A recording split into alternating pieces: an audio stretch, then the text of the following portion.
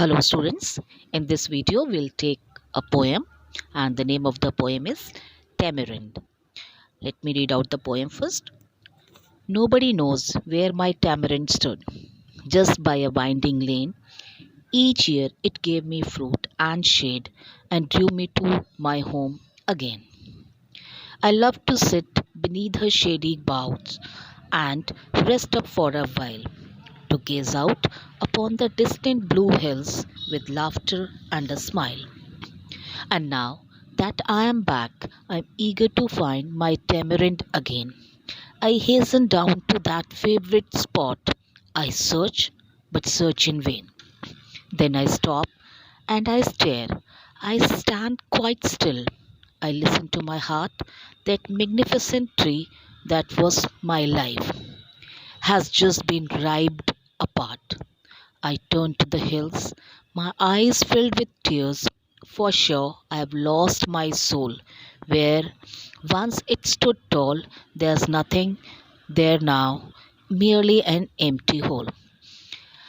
And now look at the vocabulary of the poem. Tamarind. Tamarind means a type of tree that produces tamarind fruit, which is often used in cooking, especially in Asian countries. Winding, having a curving and twisted shape. Boughs, large branches of a tree. In vain means not succeeded. My soul, the deepest part of my heart and feelings. And merely means only. Now, listen to the explanation of the poem. Children, this is an anonymous poem. Anonymous poem means where the name of the poet is not disclosed. Name of the poet is not known. As you know, now the poem Tamarind is written by an anonymous poet, means unknown poet. In this poem, the poet describes the love for a tamarind tree and the sorrow she felt after the tree had been cut down. The poet says that only she and no one else knows where her tamarind tree stood. It stood by a winding lane.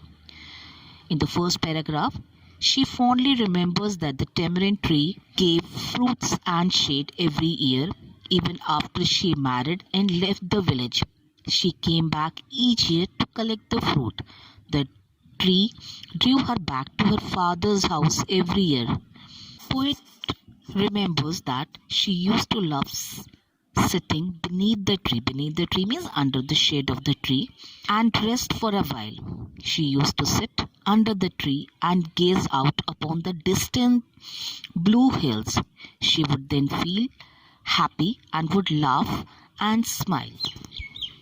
And now she remembers that year she visits the village again and eagerly runs down to her favorite spot under the tamarind tree. But she is unable to find her favorite spot even after searching for a long time. Then she suddenly stops and realizes that the magnificent tree, that beautiful tree which she loved with her heart all through her life, had been cut down. She now does not know what to do.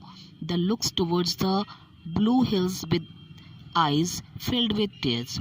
She feels like she has surely lost her soul.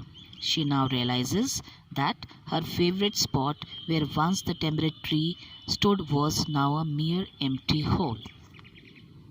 So this is all about the poem. I hope you have understood. Go through the video once again for better understanding. Have a good day.